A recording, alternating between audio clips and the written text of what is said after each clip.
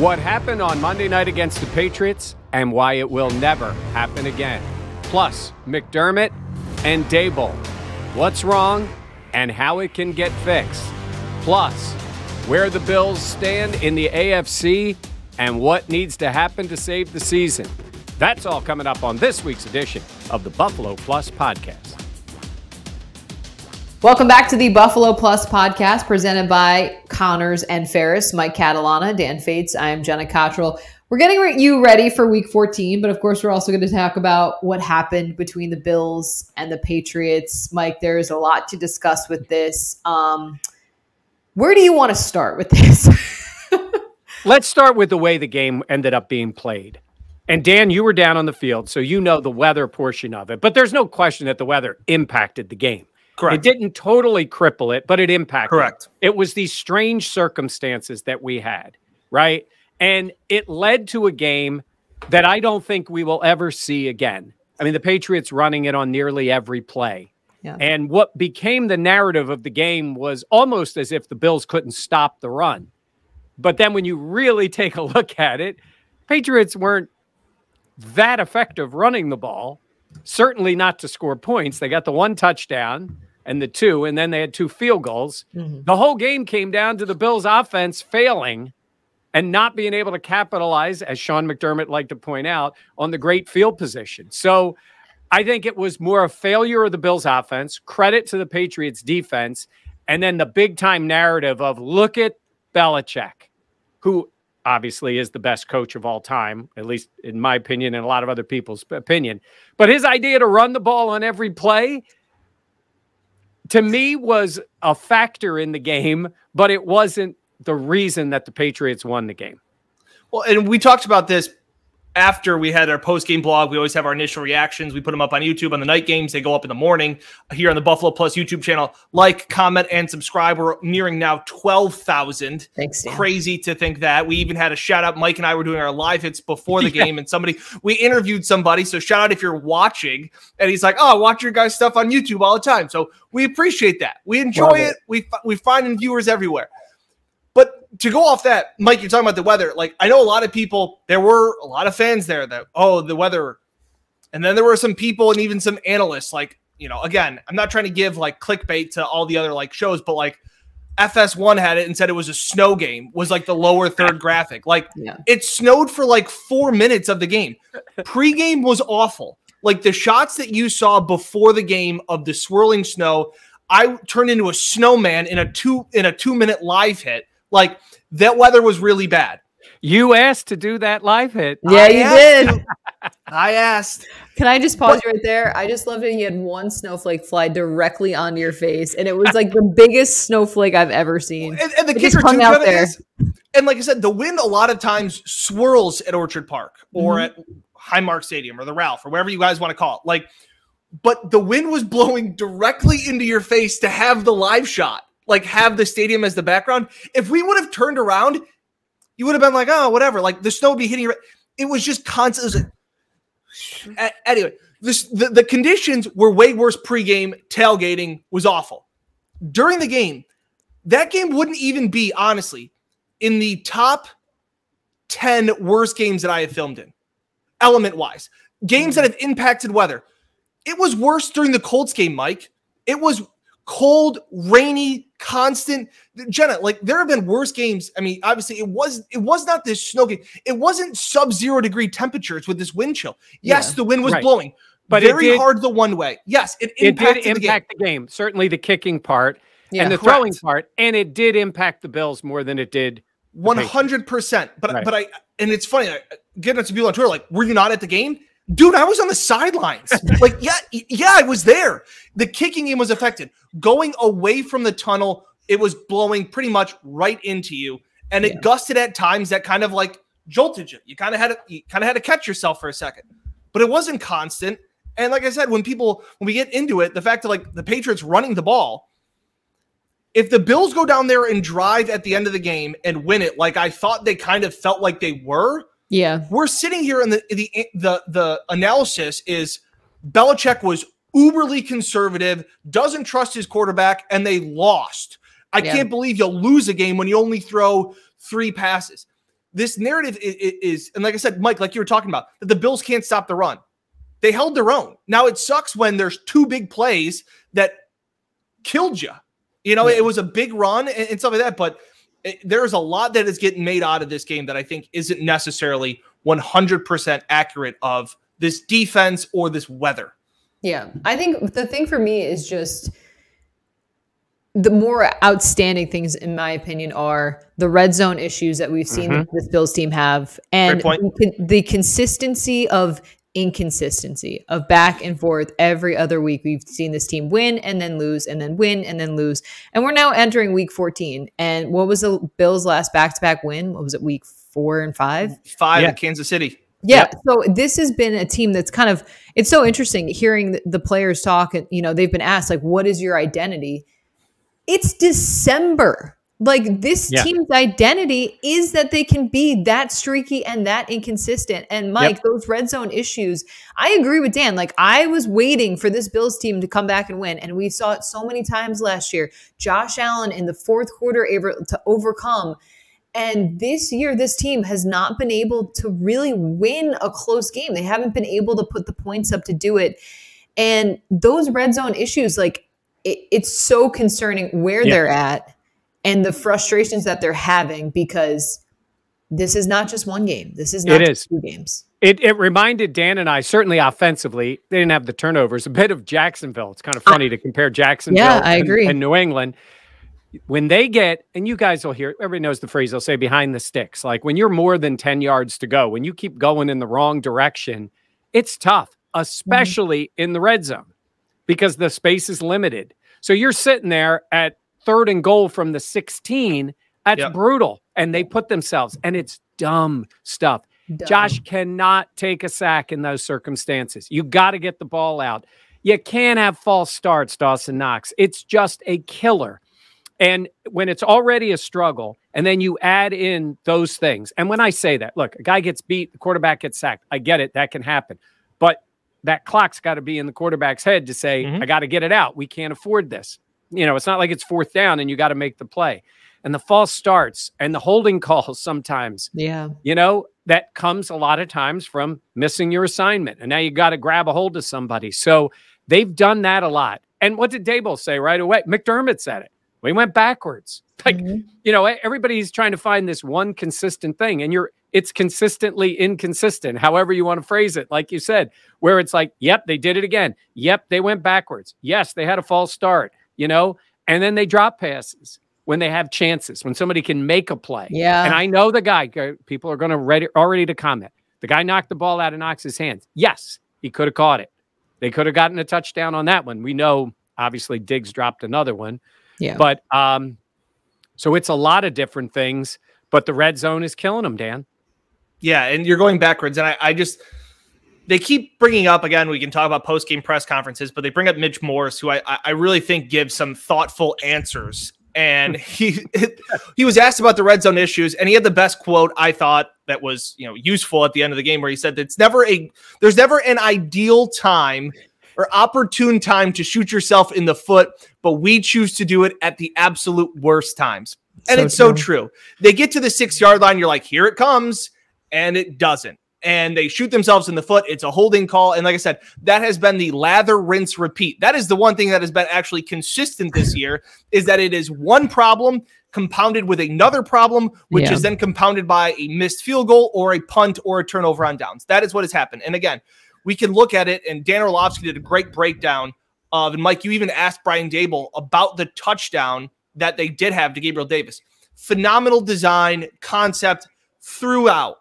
And Mike, you're like, why can't you just do it again? Like, why can't? And I asked him in that way because I wanted him to explain it's not always easy to get those circumstances.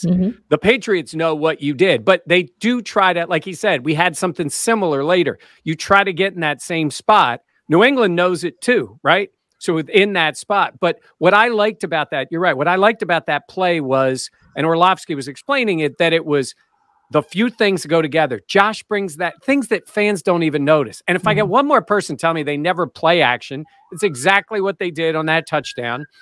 Play actions. Josh is decisive. There goes Diggs or Gabe Davis reading the room. That's help for the red zone coming. I was literally the sirens. It's red zone help coming in for the Bills. And he throws it and it's a touchdown. And I won't say it looks easy, but it looks so efficient. And that, unfortunately, Jenna, that's been the outlier. That hasn't been what they've done this year. No, I know. And we talk so much about how mature this team is and they have so many veterans and all of these things. Dan, is this team really mature? Because I feel like we've talked about it, but at the same point, these are mistakes that can be cleaned up and corrected. And every week we hear about, we just need to execute better. At what point is it maybe this team isn't as mature as we thought? That's a really good question and a really good point. I think they're mature enough to understand it. It's just a matter of, are they good enough right now to fix it? And right now they're not playing good enough. Like Mike, we talked about it, that this game felt like Jacksonville, where I felt like even though with how bad they had played and how they had it seemed like so many things had gone against them. I still thought with 4 minutes to go, here comes Josh, we're going to do it. And then the conversation after the game would be like, whew, ugly win in December, but hey, you got the win and that's all that matters. And you're in first place and all of these things in Jacksonville. Well, you didn't play good, but when it counted the most, they did it.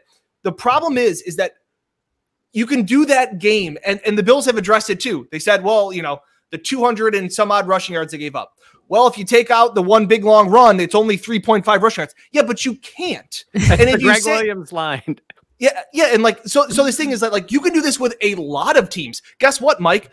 The Lions could have won a couple of games if Justin Tucker doesn't hit a 66-yarder, but you can't take away that play. Yeah. And guess what? Good teams like the Bills did last year found ways to make the plays. This team hasn't found ways to make plays when it counts at the end of the game.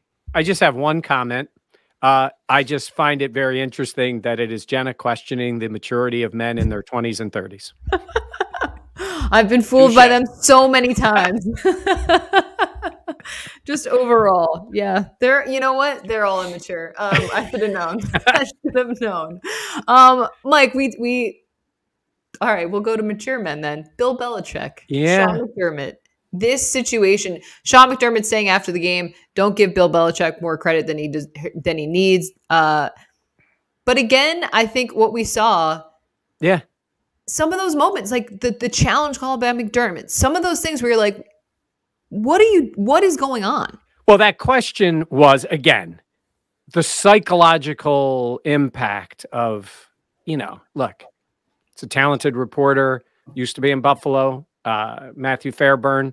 And he's asking that question as a guy who knows the Bills and knows the Patriots. But when you ask a head coach, I don't care who you are, unless you're a first-game rookie, Sean McDermott respects Bill Belichick. Do I think he likes him? 100%. Right. Yeah. Do I think he likes him? No. Do I think he's like, oh, Bill, he ain't Andy Reid to him. He's the guy that denied Andy Reid. Correct. He's the guy that's done. That's the guy you're going after. And then the question sort of is like, what is the psychological impact? Like, McDermott was having none of that. I like an angry McDermott. I do too. Okay? I do think he made mistakes during the game. I think he got a little frustrated. And I think there's things when you look back on, you're like, this was a problem. That was a problem.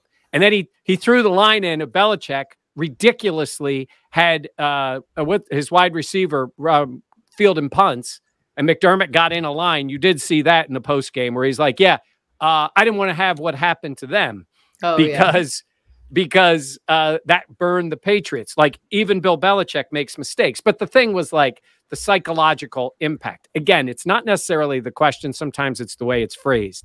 Mm-hmm. And McDermott got angry and was snippy. Now, I also listened to the Boston fanboy reporters going off on that.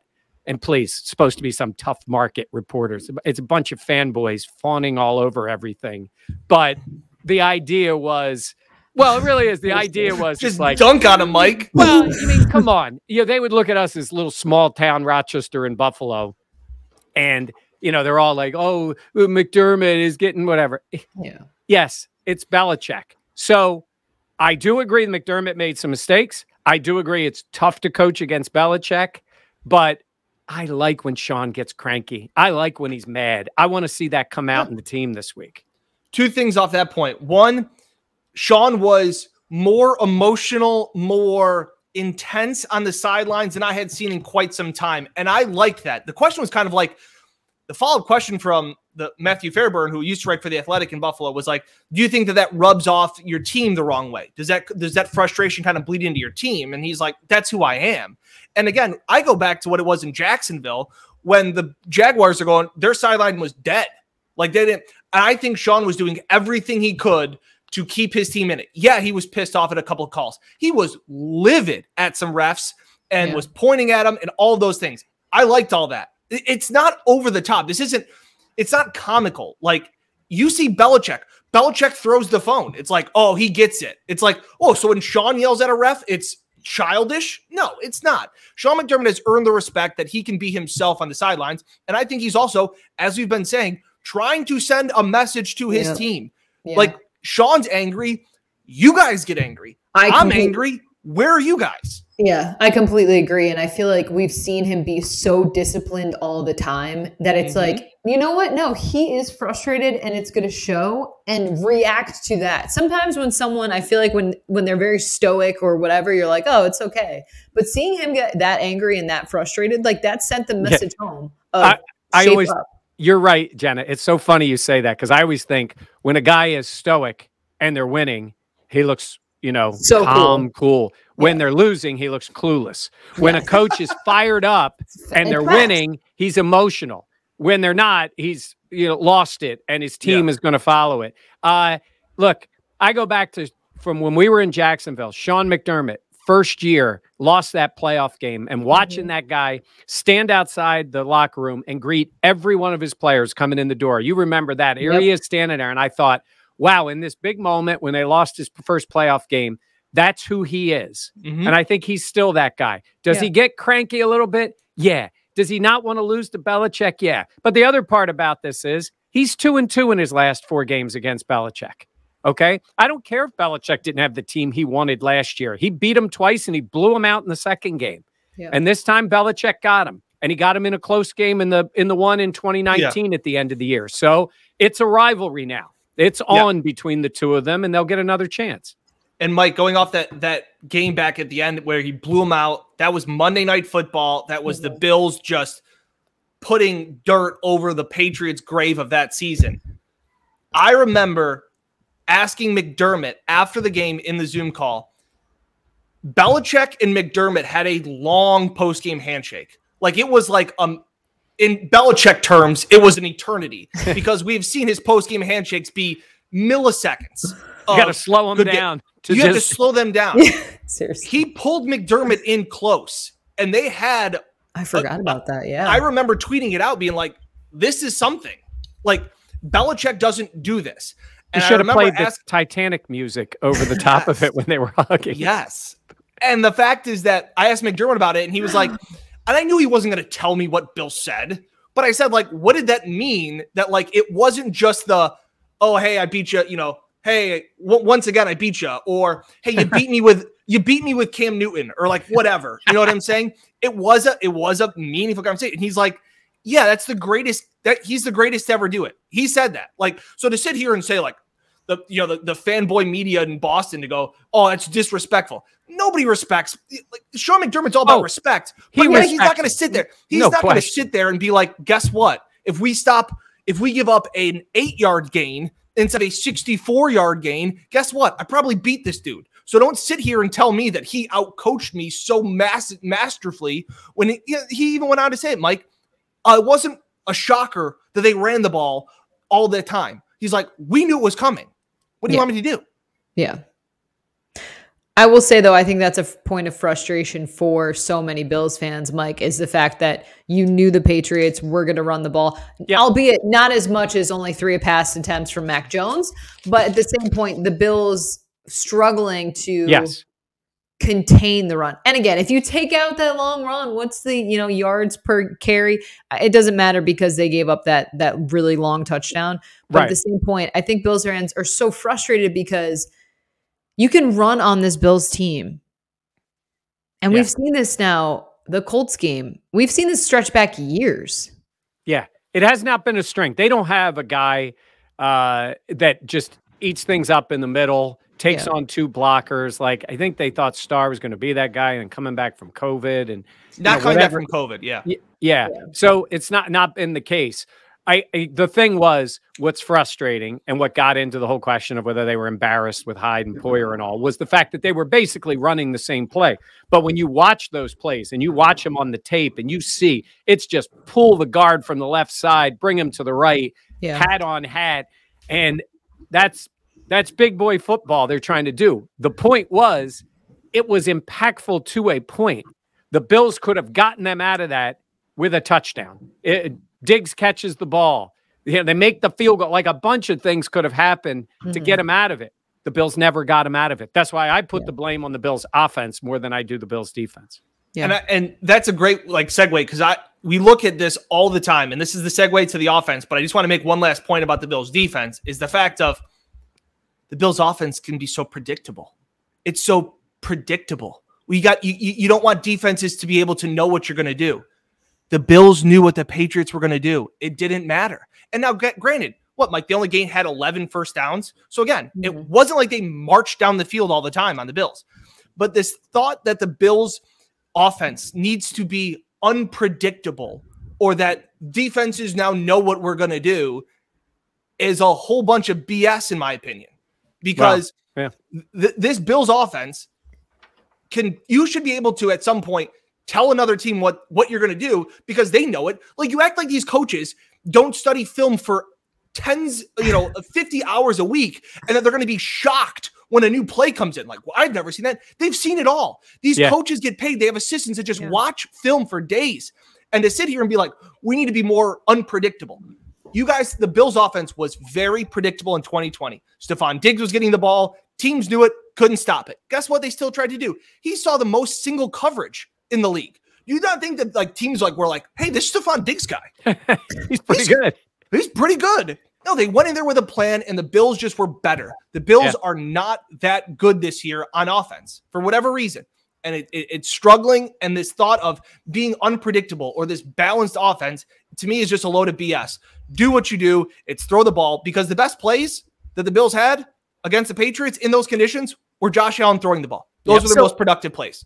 So, Mike, I want to ask then, do you think it's a discrepancy between McDermott and Daboll? Do you think it's just a differing philosophy? Do you think that McDermott wants a team that can maybe run the ball more, and maybe Daboll feels like he has to be tied to that? So here's the way I look at it. Last year, it all worked. Dan's right. It worked. Daboll's running the offense. It worked. You're throwing the ball. You're scoring 30-plus points a game, 500 points. You go to the AFC Championship. It worked. It's not working this year. When it's not working, you look for something different. I think McDermott is right on one big point. When you do run the ball and can run the ball, you show a level of toughness that is needed in the NFL. And the Bills are not that team. But if I'm Brian Daboll, I'm sitting there going, okay, Brandon, Sean, you brought back the whole offensive line. You drafted a rookie. Great. You brought back everybody, and we came back with this team. In fact, one of our linemen came back 30 pounds less, and this is what you gave me. And now you're asking me, now we want to be tougher. You try it. You try it. He talked about trying it in training camp. That's when you start building these things. Wasn't happening. It doesn't happen. I don't see this group doing it. And so if they were scoring 30 points a game and flinging it all over the place and it was working, nobody'd be talking about the running game. Correct. But they're not doing that. And so I think McDermott is frustrated that this team is not scoring points and doesn't show that level of toughness. So he's looking for it from his offense. And I don't know if Daboll and the team have that in them. So they keep trying things and it ain't working. And you keep beating your head against the wall to make it work. And yes, I do believe there's conflict between the two in how to get this done. Dan, your smile. If people are just listening to the podcast, Dan is just smiling and nodding his head. As I've said in our post-game blog, with full disclosure, I still respect and trust Brian Daboll than some members of my family. So I will put that out there. But the fact is that guess who wasn't a tough football team? The 2020 Bills. Didn't matter. Like they weren't a tough football team. Their defense was worse. And you're supposed to tell me that they were a more physical team last year? But like Mike's point said, when everything works, you just don't care. Like Guess who's not a physical team? The Kansas City Chiefs. They're not a physical team. That's what the Bills were built to do, is to compete with speed. And Dawson Knox wasn't drafted to run block. And Stephon Diggs and Emmanuel Sanders and Cole Beasley, while Cole Beasley may be as tough mentally as anybody is with playing through injuries and stuff like that, they're not a tough football team. They're not road graders. And guess why the Patriots can do what they do and why they can run the ball 46 times? Because they were built to run people over and push people around. That's what they were built to do. Trent Brown is comically large. He was a head taller than every single person in the Patriots huddle. And I went, yeah, they got him to run block.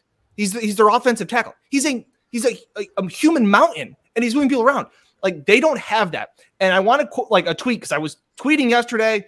We're recording this on Wednesday. What day is it? Yes, That's Wednesday. Yes. So I had said that, and it's an expression I've used before, that like, if you're a championship boxer and you have a big right hook, everybody that you fight knows you have a big right hook. That doesn't mean that you throw left-handed jabs to be a well-balanced boxer.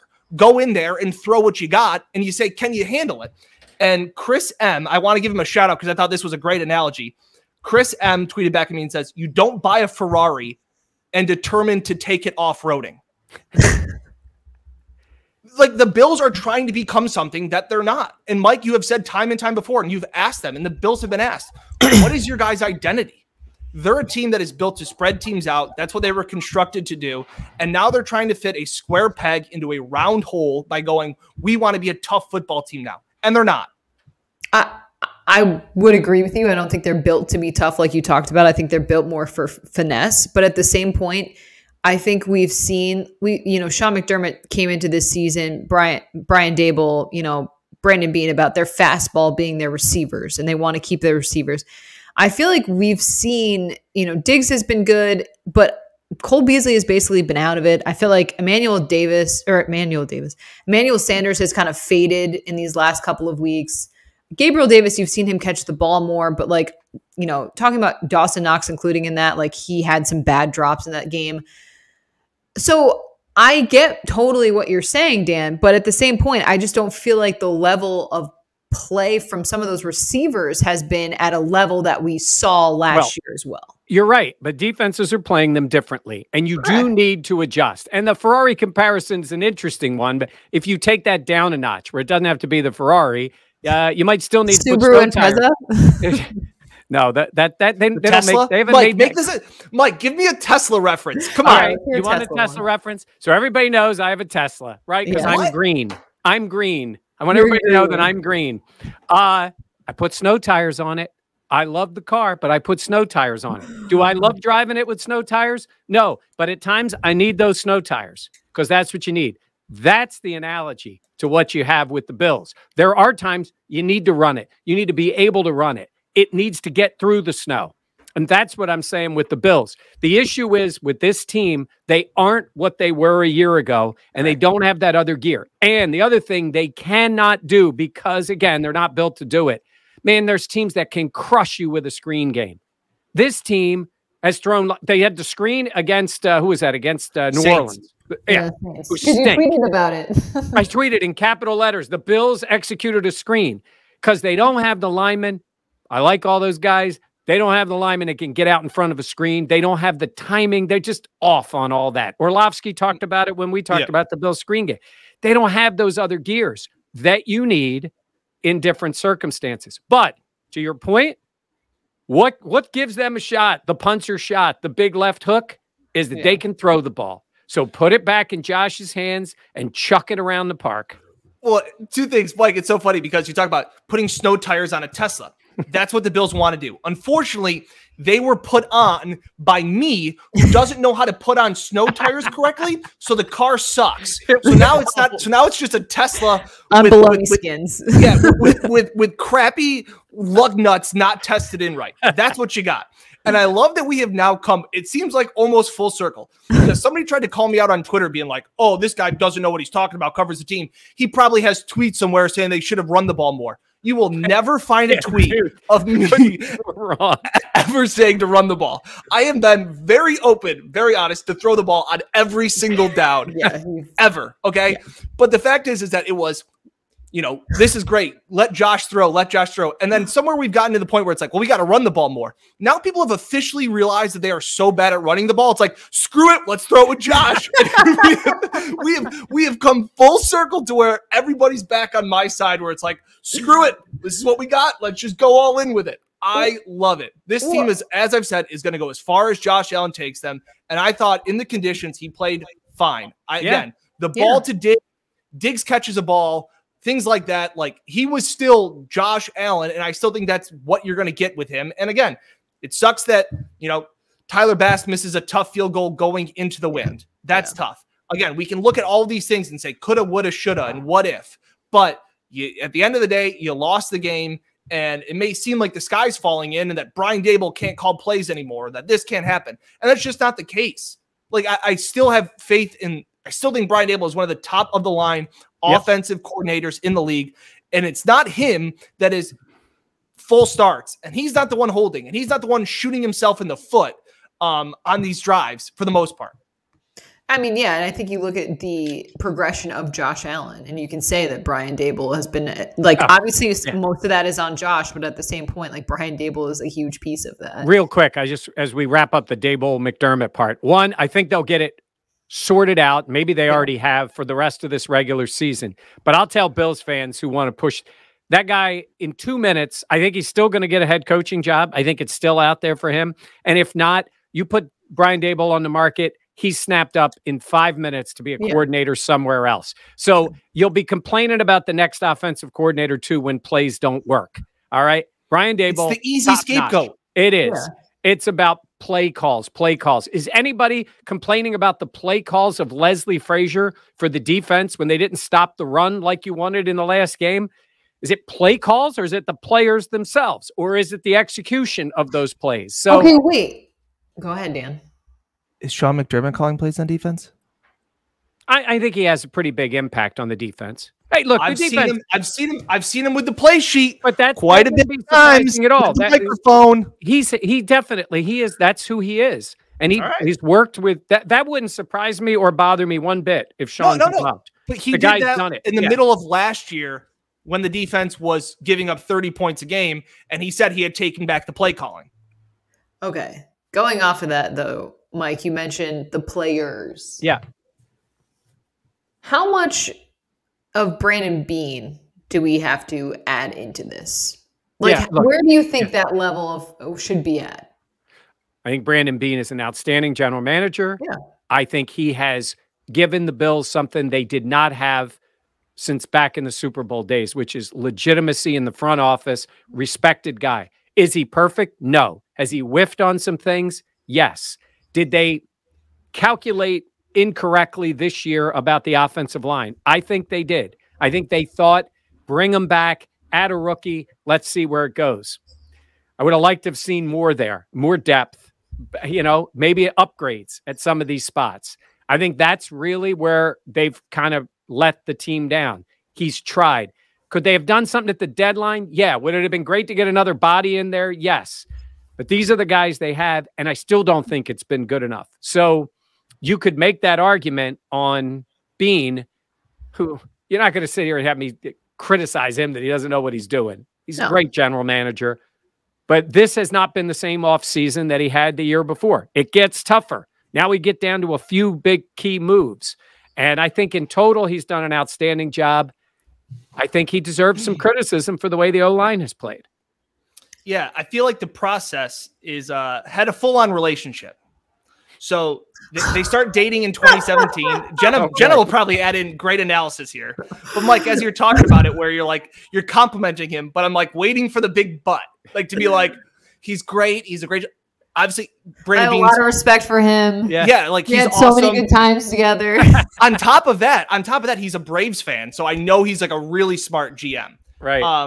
So they start dating in 2017, right? They have their first guys. No, they have their first fight in 2018. Like it was like, oh boy, but you're like, we'll get through this. Like we'll get through this, guys. And then they kind of get engaged in 2019, and you're like, this is pretty cool. Like we're married. We're gonna get married. And 2020, they exceed expectations. It's the honeymoon. Awesome. Yeah. It's the honeymoon. We are now honey, you're leaving your dishes in the sink and you're not soaking them. Like, So this it's is not enough. It's not breakup. It's just annoying stuff. It's just annoying stuff. The Bills are still above 500. I still think they have a good chance to make the playoffs. They still get to face the Jets and the Falcons down the stretch. But like, we are over the honeymoon phase. We're starting to be like, it's on now. It's like, you're asking like, what's for dinner? And you're like, you pick. And it's like, well, why don't you pick? And it's like, well, last time you picked, it was awful. And by the way, you never liked his mother. But yeah, so Jenna, to your point, now we've gone from Tesla snow tires to Brandon Beane's relationships. Is that, look, there's some fault there. And, look, and I got to say this, like, Bobby Johnson, heck of a guy. Everybody likes him. The offensive line is underachieved. This is what happens in the NFL. Is it all on a coach? Absolutely not. It's on players. It's on coaches. But sometimes maybe it's a different voice, different idea. Yeah. But if there's going to be criticism, it usually goes downhill a little bit. That's, there's a phrase for that. But I think everything is on the table for this team. But to transition to the last part we were going to talk about, everything is still in front of this team. They're not done. It's not over. And if they snap out of it, they still have a chance to do really good things this year. Yeah. They're currently right now in the 7th final wild card spot, entering week 14. Obviously, they have Tampa coming up. And like you mentioned, Dan, there's the Falcons ahead. There's the Jets. There's other games too. But Patriots again, yeah. But it is still ahead of this team. And it's interesting because I feel like, Dan, this team has really struggled when they've been in that hunted position. Now I feel like with the way things went on Monday night, they're kind of in that underdog role once again. Yeah, there's plenty of room to jump back on the bandwagon of the Bills. Like, this would be the time. And I think last year, weren't the Bucs 7-5? I just got off. Kyle Berger's a guy that's right here on the Buffalo Plus channel, and we were talking about what it was last year. He goes, they were 7-5, and they were struggling, and they came off the bye, and people are like, yeah, maybe it's going to take a little while for Tom Brady, and it's not going the way it was. And then they got going. Yeah. Now, I know it's Tom Brady. I get it. But it's 42-year-old Tom Brady, too, with a new team. Yeah. So, yeah, hey, look, you want to get everybody back? Go knock off the Bucs Sunday. Go beat them. And the problem is that the Bills defense, especially, too, you knew Mac Jones in that weather wasn't going to test Trey White or the lack of missing Trey White. Now Tom Brady, who is having another MVP caliber season, can kind of pick his poison because Leonard Fournette is another power back. That offensive line has some road graders in there. Like, this is going to be the test for the Bills defense. But on the other side, the Bills offense should feast on this banged up secondary of the Bucs. They're talking about Richard Sherman playing safety. He can't play corner anymore. This is 50. I think the over-under is 53.5, and that's the highest of the week by far. And so, like, this is going to be the time where, again, I couldn't be more team dome in Orchard Park. But again, this is the conditions that the Bills as a whole play very well in. And it's just going to come down to, can they execute? Because cliche, at the end of the day, that's what it all comes down to, is execution. Hey, Jenna, we're not going to need snow tires in Tampa. Woo! Shut up. It's supposed to be 85 on Saturday and a brisk 75. That's perfect. That's what you want. Sunday. 85 when we get down there. Sunday, you're on the sidelines. By the way, it's you and Mike Evans again on the sidelines. Yeah. Yeah, no Trey playing. That's very disappointing in many ways. But yeah, so just step back a little bit there when you see Big Mike. If I get run over again, no. Would it go extra viral, or would it just be one of those things like, here it goes? Here she goes. What do I tweet? What do I tweet? Guys, Mike Evans is after me. What do you say? Mike Evans is after me. He's chasing you down on the sidelines. Seriously, no. The picture of you, like that was 4 years ago. Yeah, is that crazy? It feels like it was 52 years ago. Yeah. All right, that was a Jameis Winston led Tampa Bay. Yes. This may be our best pod. This may be the best one. Oh, I know we say wow. that often. I think this is the best You one. say that after every show. I think so. I think this is Yeah. the best one. Well, we're a little fired up today. Got me Yeah. going. Right. I went after the Boston media, snow tires, No tires, marriages. Belichick, marriages, yeah, Mike Evans. And I'm just glad as a whole, as a Bills community as a whole, as a Buffalo Plus family, that we can just be done with running the football. I have fought so hard. I fought so hard for this. And I was the OG. I want to be known as the OG of pass the ball on 100% of downs. And I'm just glad that I'm not alone anymore. How that, about like we can all be big hug. How about Dabo this week, Jenna? 46 passes, 3 runs. Yeah, I honestly would not be shocked. I saw a really good tweet. Let me see if I can find it. It was, it was let Josh cook, let Josh flambe, let Josh broil, let Josh roast, let Josh bake. Like, let Josh do all the cooking. I can't remember who tweeted it, but it was really fun. Yeah. But yeah. Let Josh cook. Yep. We'll see what you get. We'll have plenty more coverage coming up on the Buffalo Plus YouTube channel. Mike, tell them about, you briefly mentioned it, but you did speak with a reporter in Tampa. Yeah, it was really good. He gave us a lot of insight. And for Bills fans, I mean, he's describing a lot of what it's like down there for the Bucs, which is annoying just because it's Brady and Gronk. But Gronk said some great things about Buffalo. Again, they're not as annoying because they're not in Foxborough anymore. But the other thing he did talk about was the Bucs defense. Strong up front, but as Dan hinted at there, really having issues in the secondary. And if you can protect Josh, you can hammer this Bucs secondary. That's a big if. But if you can get the ball out, they do not have the guys right now that can cover. They got to get to the quarterback. So Brady is not getting hit at all. When he did get hit in the Washington game, he told me, he said he just was not the same guy the rest of the game. And they got beat. He threw a couple picks. And he doesn't like to get hit when he was 23, let alone when he's 43. So that would be a key. But the key thing was you can score on the Bucs. So we'll see. Yeah. We shall see. It'll be a fun game. We know that weather will be really nice. Yeah. Sorry, Dan. This was 1-1 in the Bills draft. Everybody always asks us, how do you know who's going to which games? We do a draft. That's what happens. Jenna and I do a draft. Jenna got first pick, seniority, and 1-1 off the board was Tampa in December. So this is your game. What was your second? What was your first choice? Kansas City. Kansas City. Okay. It rained there. Rained in Jacksonville. Mike, it was so bad they thought about postponing the game until tomorrow. They thought about pushing the game back. That's how bad. They were worried about people's safety. It was so bad at my first game that I picked. You know how to pick them. All right. I don't know. All right. Thank you so much for watching. We'll have more content coming up. Please be sure to like, comment, and subscribe. You know how much that means to us and always helps out our channel. So we always appreciate that. For Mike and Dan, I'm Jenna. We'll catch you next time on the Buffalo Plus YouTube channel.